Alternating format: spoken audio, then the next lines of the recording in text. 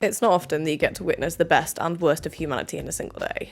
I don't like thinking on holiday. The whole point of going on holiday is to not think about things. So when we got to the beach a few hours before baby turtles were going to be released, I just wanted to float and forget about the fact that I'm going back to work in a few days. But I kept floating into plastic, and the more I pulled out, the more I found, and the more I found, the more I thought about the fact that the main food source of baby turtles is jellyfish, which look an awful lot like floating plastic. And the thought of baby turtles choking on plastic really took the fun out of swimming, so I grabbed the last few bits I could see and took myself on a walk. A little bit of drawing will clear my head, I said. So I walked into the ruins of a church and started to draw, but then I made the mistake of thinking again. I was thinking about how this church had stood for over 800 years. The legacy of a generation of builders long gone. And I thought about what our generation's legacy would be. And I realised that the legacy of our generation won't be like the self-healing concrete of the Roman Empire or the philosophy of the ancient Greeks. It'll be plastic pollution within every niche, forever chemicals, mass extinctions of countless plant and animal species, and the total destruction of our planet and ecosystem. The only thing that isn't certain about that is whether or not our species will survive our exploits long enough to credit our generation with this legacy.